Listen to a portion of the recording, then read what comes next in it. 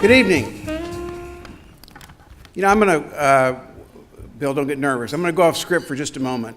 I've, like all of you, have been to many awards functions of this nature, but it's rare to encounter a quiet room.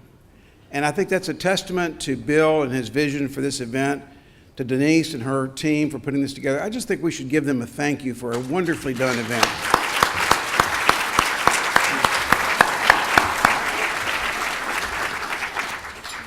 Very classy. You know, one of the most overused phrases these days is when someone is described as a Renaissance man or Renaissance woman. I'm not even sure what that means. Do they have to paint like Da Vinci, sculpt like Michelangelo, and write like Descartes? I think these days most who are described that way simply have the ability to do two or more things well, like play the piano and cook a meal. Heck, even I can do that. But that's not exactly Sir Francis Bacon material.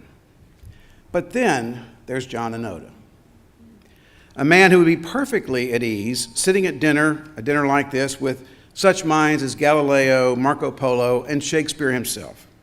In fact, they would learn a lot from John Onoda. He truly merits the descriptor Renaissance man. John, all of us who know John know that he's one of the most respected individuals in the field of corporate communications. He's had the top job at top companies like Levi Strauss, General Motors, Visa, and Charles Schwab. He's in the PR Week Hall of Fame. He's received the Arthur Page Society Distinguished Service Award. I've even heard he's in Cooperstown in the Baseball Hall of Fame. He's been a longtime counselor for Fleishman Hillard, where its CEO John Saunders said of John that, quote, "There are very, very few people in the world who have quite the overall perspective, general counsel, and qualities that John Onoda has." John now consults for another highly respected firm, Gagan McDonald. He's been outspoken on the subject of integrity. As he put it, quote, "Integrity actually ought to be a verb. It's shown by action. Any one of us can have integrity, but the truth comes out in our actions."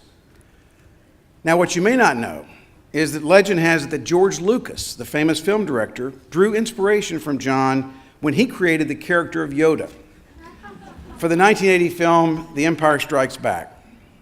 Now, it's really no accident that both names end in O-D-A. And it's also no accident that both Yoda and Onoda are known for their sage wisdom, their poetic language, and their unmatched ability to mentor others. Now, those of you who follow the Star Wars trilogy, you know that Yoda trained Jedi Masters for over 800 years. So in that regard, we can only hope that John Onoda is just beginning his journey. So John has a keen sense of the future and of the legacy that we're all creating through our actions.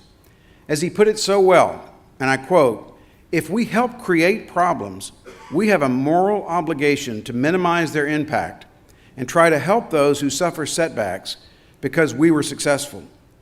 While I'm on the side of big change," he said, "I also think we need to invest in our societies to keep them healthy." Now that's spoken like a true Renaissance man. Please join me in congratulating John Onoda.